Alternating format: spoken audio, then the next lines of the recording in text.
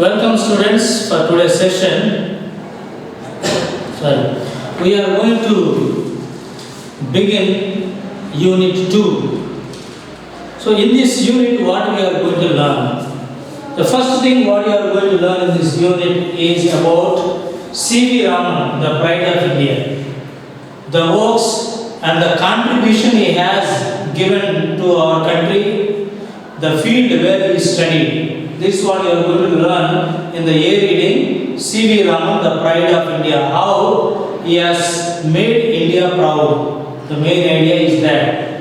The second one, B reading, is its change. Here we are going to learn what the technology is doing. Whether the technology is doing good or is doing bad for us. And because of that, what is happening to us? The people. For people, what is happening because of the development of the science and technology. Next, C reading. Here what we are going to learn is Susruta, an ancient plastic surgeon. So he is the first person who made a surgery. And how he made the surgery and what is the development that has taken place in this field. The field of surgery, operations. So this is what we are going to learn in the Unit 2. So in short we can say this lesson is called the development of science and technology, especially in the field of medicine. Well, let us go to the A reading called C.V. Raman, the pride of India. So we are proud to be Indians, and also we are proud to be an Indian, to say that this particular person is belonging to our country and he made our country proud. In what way he made proud our country, we are going to see in this unit, in this lesson. Let me read for you and explain line by line. Well, on the busy Bow Bazaar street in Calcutta, there was an old building. It was the headquarters of the Indian Association for Cultivation of Science. In December, on the fine evening in 1927, there was much excitement in one of its laboratories. Chandrasekhar Venkataraman was showing a visitor some of his instruments when a young man, K.S. Krishnan, rushed in and announced, Professor Crompton has won the Nobel Prize. Well, the summary of this passage is, one day, Bow Bazaar Street in Kolkata. Now we call it Kolkata, in those days it is called Calcutta. So there, in one of the laboratories where the Indian Association for Cultivation, this is the old building where they make experiments and they do scientific research here. And in this place, one day, C.V. Raman, Chandrasekhar Venkataraman, was showing to a visitor, a guest came to that place and he has taken that guest to all that laboratories. One of the laboratories is showing all the instruments. Maybe the instruments what he was using for his experiment. He was showing and everything he was explaining to him. At that time, a person by name K.S. Krishnan, he rushed into the laboratory.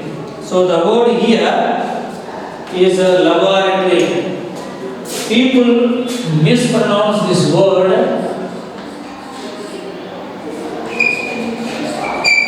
as laboratory. You cannot pronounce it as a laboratory. This is supposed to be pronounced as a laboratory. So one of the laboratories he was explaining, and then a person by name K.S. Krishnan rushed into the laboratory and announced something, exciting. What is that news he has announced this? See, sir, Mr. Crompton has received the Nobel Prize.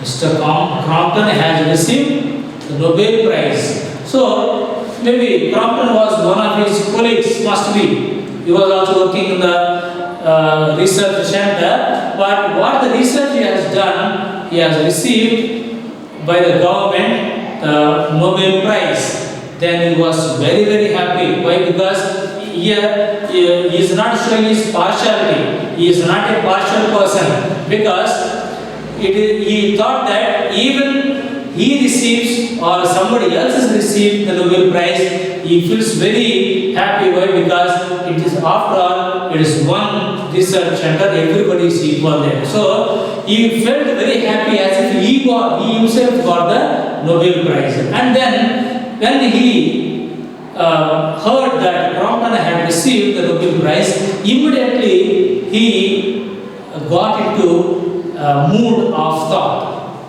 Let's see what actually happened there. Rama was equally delighted.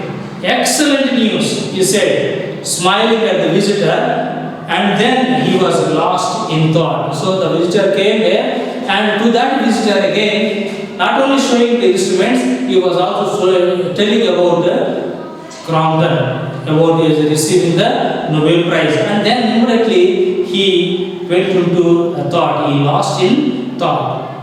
But look here, Krishnan, he said, turning to the young man, if this Crompton effect is true of X-rays, it must be true is also of light. This is what he said. So Crompton had made his research in the field of X-rays. So in the field of X-rays, Crompton had got the Nobel Prize, and then C. Raman must be doing an experiment in the field of light. So that's why I said, if that is true in the case of X-ray, why it cannot be true in the case of light? This is what he asked a question. A few years later, A.H. Crompton had shown that the nature of X-rays changes when passed through matter. The change was dependent on the kind of matter. This effect was called to be known as Crompton effect. So here, the Crompton effect is what the experiment he did. The X-ray, when you pass a ray, X-ray shows that when the light passes through, a radiation passes through a matter. Matter means it can be a different matter. For example, this table or this bench is a matter. When the X-ray goes through the table or the bench, it shows a different result. In the same way, if you send to some other matter, then the result will be different. So according to the matter, the result will come. So this is the Crompton effect. Then what happened? Could light also change its nature when passed through a transparent medium? That was the question that Rama asked himself. So the question came to mind of C. Raman was, okay, X-ray was passing through different matter and giving a different result. In the same way, when the light passes through the matter, what can be the result? So there also must be some result. So the light also can pass through a different matter. This the thought came to the mind of C. Raman. For some 5 years, he had been doing research in optics, the science of light. Optics means science of light. So he did research on this optics 5 years. No sophisticated equipment was available in his laboratory, but Raman was confident that he could find answer with some modifications in his equipment. You see, now these days, when people lack something, they don't want to do what they want to do actually. Why? Because they complain that I lack this, I lack that, I don't have this, I don't have this. Then they stop doing the work. But here, C.V. Raman, though he had very little equipment was there, it is not sufficient for him. But still, making use of that little equipment equipment, he started working on the experiment. He never complained about this is not there, that is not there, and he never gave a burden. He was never being a burden to the government or to the institution. So he was working on the equipment what he had. But Raman was confident that he could find an answer with some modifications in his equipment. What the equipment he had, he wanted to change, he wanted to make some modifications in that equipment, and then finally somehow he wants to find out, somehow he wants to achieve, somehow he wants to succeed in what he wants to do. 4 months later, on March 16, 1928, Raman announced his discovery of a new radiation describing the behavior of a beam of light passing through a liquid chemical to an assembly of scientists at Bangalore, now called Bangalore. So one day it happened on the date called March 26, 1928. So he called all the scientists. He wants to show what actually he was experimenting. And then in front of all the scientists, then he showed his experiment, what are called experiment, the light, where light is passing through a liquid chemical and how the light is changing. So this is what he did, and in front of them he proved that discovery. The world hailed the discovery as the Raman effect. For scientific research in this country, it was Red Letter Day. Why? Because that particular day, what is the Red Letter Day? That particular day, something great happened. It is a great of importance. That's why it is called Red Letter Day. Because he has announced and he has shown that the light, when it is passing through different chemical, there is a change. And this effect is known as the Raman effect. The world hailed the discovery as the Raman effect. For scientific research in this country, it was called the Red Letter Day. His discovery caught the attention of the world. You see, the discovery was not only confined to a particular area, Bangalore, or it is not confined to only India, but it was spread like wildfire throughout the world. All the countries, it was known. With equipment with hardly rupees 200 and limited facilities, Raman was able to make a discovery which won him the Nobel Prize in Physics in 1930. Just rupees 200. How much money is spent? Only 200 rupees and a little bit equipment. Now these days, with the 200, nothing you can get. It costs lakhs and crores of rupees to make an experiment. Now you can see there are scientists everywhere. If they want to send a satellite, or if you want to send, if you want to make a research, the plenty of money is being spent on that. But you see, C.V. Raman spent just not even 200 rupees, it is hardly less than 200 rupees, and then using the little material what he has, and with that he was able to make his research. And for this he got the Nobel Prize. Here the word, you can see the spelling Nobel. This word also people mispronounce it. You cannot pronounce as Nobel Prize. It is called Nobel. Nobel Prize. Nobel is different. The spelling is different and meaning is different. This is Nobel. N-O-B-L-E. But Nobel Prize is a prize. So he got the Nobel Prize in 1930. Well, this is what so far is happening, the two effects, the Crompton effect and then Raman effect. Crompton received the Nobel Prize and C.V. Raman also received the Nobel Prize for their great work. Now let us see whereabouts of C.V. Raman. C.V. Raman was born on November 7, 1888 at Tiruchirappalli in Tamil Nadu. His father was a college physics teacher. He was a brilliant student right from the start.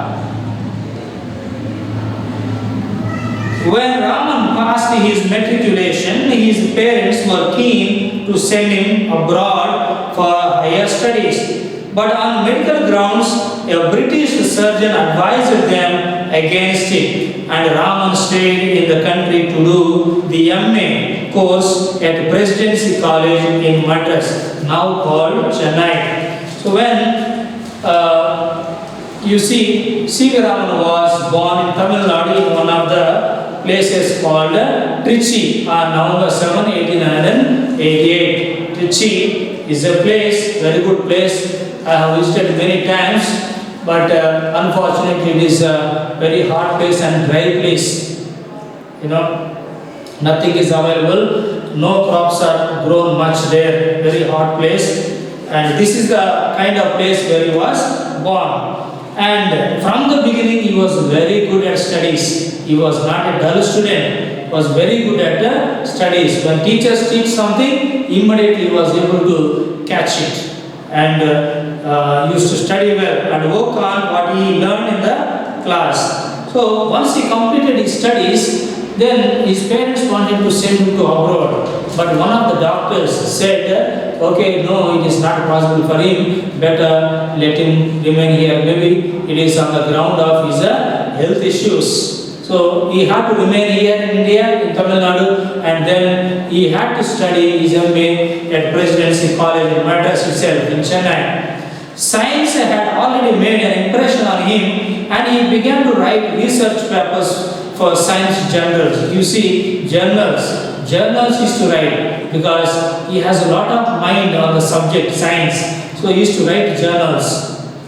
When he was only 19, he became a member of the Indian Association for Cultivation of Science. You see, at the age of 19, very early, young age, he became a member of, that is, scientific research member there. Meanwhile, respecting his parents' wishes, he took up an administrative job in the finance ministry in Calcutta. His interest in science, however, did not flag. He used to spend his hours after office in the lab of the association working throughout the night. You see here, he had an impression of science because from the beginning onwards his mind was working on science. So he was interested in science, but anyway, because of the suggestion of the parents, anyway he got a job from finance ministry and then he started to work. And after the working hours, then he goes to the lab and then he was doing where he was interested in. So that's what real, he got the real student mind, and the curiosity makes the person. Though he was working one side and the other side he wants to achieve something. This is there in his mind. So finally what happened? So he was working and at the same time he was working in the laboratory. So here, one word, the pronunciation you will have to learn here is, for example, the word parents is a plural, but on the top there is apostrophe. If one parent is there and after T, if apostrophe is there, you can say parents, meaning of parent. That is the meaning of that. But here, the apostrophe is on yes. How do you pronounce? Because they are plural parents and then on the top of the yes, it is apostrophe. How to pronounce the word? Parents is, not parents. This is how you have to pronounce. So in his youth, Raman was mainly interested in acoustics, the science of sound. He studied how stringed instruments like the violin and sitar could produce harmonious music. He was elected to the Royal Society of London in 1924. The British government made him Knight of the British Empire in 1929. It was a high honor for any great scientist. His advice to young scientists was to look at the world around them and not to confine them to their laboratories. The essence of science, he said, is independent thinking and hard work, not equipment. So this is what he is giving the suggestion. Once again I read for you the suggestion he made to the youngsters. What he said? His advice to the young scientists was to look at the world around them and not to confine themselves to their laboratories. The essence of science, he said, is independent thinking and hard work, not equipment. So it depends on hard work, not the equipment. This is not there, that is not there. Don't blame the tools. You have to work hard. It depends on you. So C.V. Raman was the first Indian scholar who studied wholly in India. So he is the only one who has completed all his studies in India itself without going to abroad. And received the Nobel Prize. So without going to abroad for studies and completing all the studies and receiving the Nobel Prize in India, he is the first one. He was the first Asian and the first non-white to receive such a great award. See, so many credits for his name. So he was the first Asian and also first non-white person to receive this kind of award. He passed away in the year 1970 on November 21, but his memories are with us. February 28, the day on which he discovered the Raman effect, is celebrated as a National Science Day to commemorate his remarkable achievement in science.